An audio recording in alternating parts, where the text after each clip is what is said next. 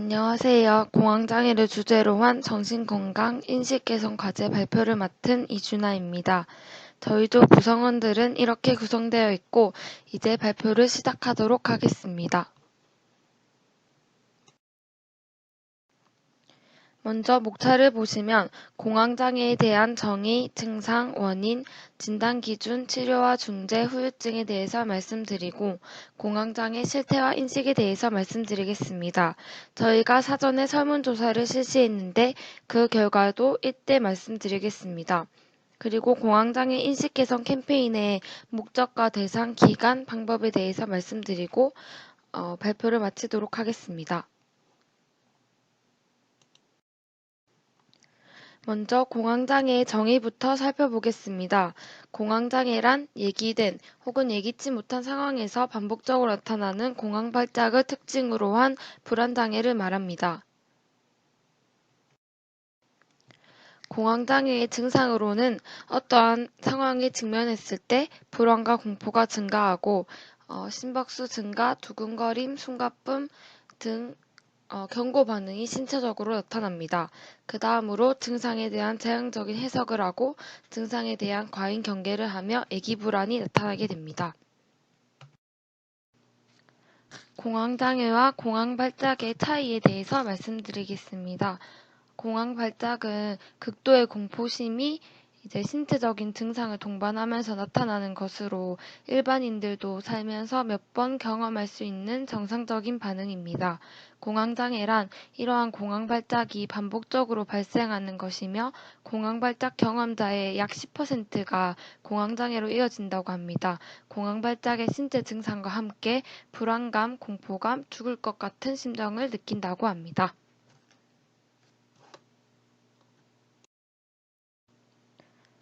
공황장애의 원인에 대해서 말씀드리겠습니다. 5가지로 나뉘어져 있지만 사실 정확한 이유는 아직 알려지지 않았으며 여러 가지 요인이 영향을 주고받으면서 공황장애를 만들어내는 것으로 보고 있습니다. 그러나 최근 연구에 따르면 생물학적 요인이 공황장애의 가장 중요한 원인임을 밝혀냈다고 합니다. 첫 번째 신경생물학적 원인을 살펴보자면 노르에프네프린, 세로토닌, 가바 수용체에 작용하는 신경화학적 물질과 체내산염기에 관여하는 호흡 관련 물질에 의한 것으로 나타나고 있습니다. 공황장애를 겪고 있는 대상자들은 편도액이 일반인들보다 예민해서 위험하지 않은 상황에서도 위험을 느낀다고 합니다. 두 번째로 생물학적 요인은 사회 경제적 자원이 결핍되고 흡연, 음주, 스트레스 사건 등 생활사에 기복이 많은 연령대에 호발하며 특히 학업이나 취업의 어려움으로 인한 20대의 발병률이 증가하고 있다고 합니다. 유전적 요인, 심리사회적 요인, 스트레스성 요인이 있습니다.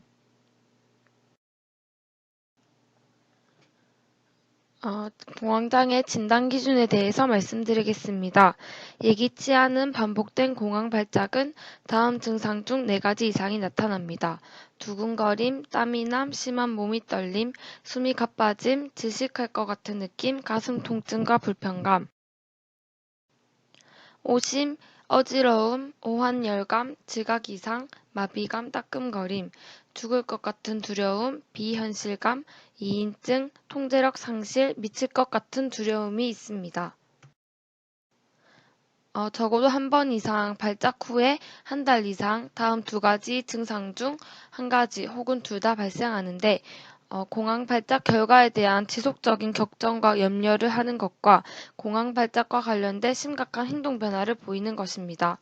그리고 세 번째로 이러한 증상들은 약물이나 다른 의학적 상태의 생리적 효과에 기인하지 않습니다. 이러한 증상들은 다른 정신장애에 의해 잘 설명되지 않는다고 합니다. 사회적 불안장애처럼 두려운 사회적 상황, 특정한 공포증처럼 공포를 유발하는 물건이나 상황, 강박, 충동장애의 강박, 분리불안장애의 애착 대상과 분리, 외상 후 스트레스 장애의 외상성 사건의 해상, 이러한 장애와 정신장애와 다르게 이러한 증상들은 잘 설명되어지지 않는다고 합니다. 공황장애의 치료는 조기 진단과 조기 치료가 중요합니다. 적절한 시기에 적절한 치료를 받는다면 대부분 완치가 가능하기 때문입니다.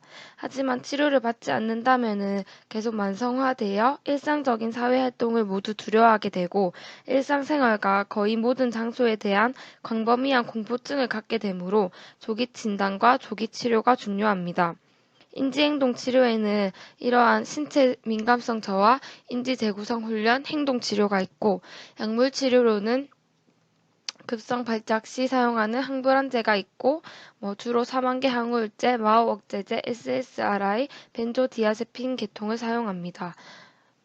공황장애에서 과도한 스트레스, 음주, 카페인 남용, 불규칙한 수면 습관 등은 현대인에게서 가장 흔합니다. 이러한 생활 습관들이 공황장애 같은 불안장애를 증가시키기 때문에 생활 습관 관리가 꼭 필요합니다. 공황장애 중재로는 가장 우선시 되는 것이 안전과 안전에 대한 확신을 제공하여 대상자를 안정시키는 것입니다. 조용하며 지지적인 접근에서 환경 자극을 최소화하여 접근하여 대상자에게 나타날 수 있는 신체적 손상을 예방하는 것이 중요합니다. 공황발작 대처 방법으로 공황기록표나 기분기록표 작성을 유도하고 그리고 발작 시에는 빠른 호흡으로 인해서 이산화탄소가 부족해서 손끝이 저릴 수 있으므로 종이주머니 호흡법을 교육하여 이러한 증상을 완화하도록 합니다. 다음으로 공황장애 후유증에 대해서 말씀드리겠습니다. 공황발작의 재발에 대해 계속 불안해하고 두려움을 느끼는 예기불안과 특정 상황이나 장소에 대한 공포감으로 인해서 그 장소를 회피하려고 하는 광장공포증이 있습니다. 공황장애는 치료의 예후가 좋은 질환이기 때문에 완치가 가능합니다. 그래서 더욱이 조기 진단과 조기 치료가 정말로 중요합니다. 공황장애 실태와 인식에 대해서 말씀드리겠습니다. 공황장애는 1980년대에 이르러서야 DSM-3에서 독립된 질환으로 분류되었는데 그 전까지는 공식 병명이 존재하지 않았습니다. 또한 몇 년 전까지만 해도 연예인병으로 취급되었음을 알 수 있습니다.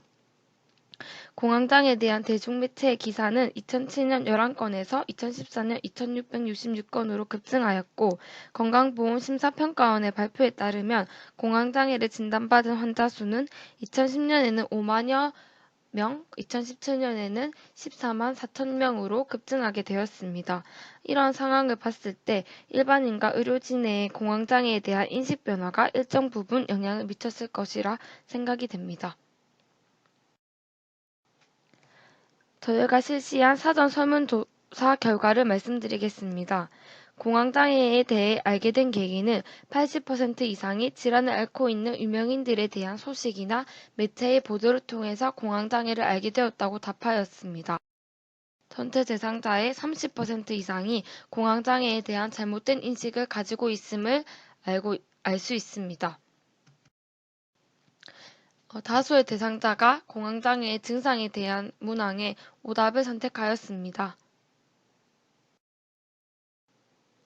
전체 대상자 중 20% 이상이 공황장애를 불치병으로 인식하고 있습니다. 공황장애 인식 개선 캠페인에 대해서 말씀드리겠습니다. 캠페인 목적은 공황장애에 대한 올바른 정보를 제공하여 사회적 편견이나 잘못된 인식을 정정하고 공황장애 인식도 상승으로 치료 환경에 대상자를 포함시키고자 하였고 대상은 마산대학교 학생 40명, 기간은 4월 27일부터 5월 1일 그리고 마산대학교 교내에서 진행하도록 하였습니다. 캠페인 방법으로는 설문조사를 네이버 폼을 이용하여 사전조사로 실시하였고 대상자들에게 같은 내용의 질문이 담긴 설문지를 나눠주고 동의를 구한 후에 공황장애 인식에 대한 인터뷰를 실시하도록 하였습니다.